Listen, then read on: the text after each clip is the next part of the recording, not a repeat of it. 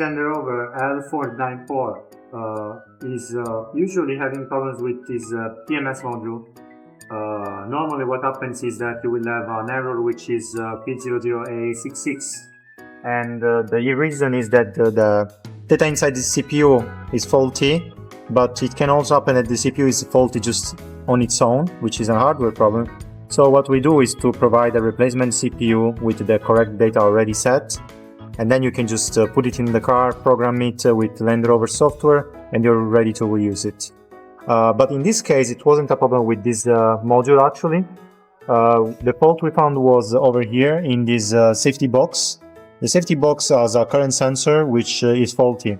So we got a fault code which was speaking about the current value is not reliable. So after replacing the entire safety box, which to be honest is mostly the current sensor, we just fixed the battery, gave it a charge, balanced it, and we're ready to put it back on the car.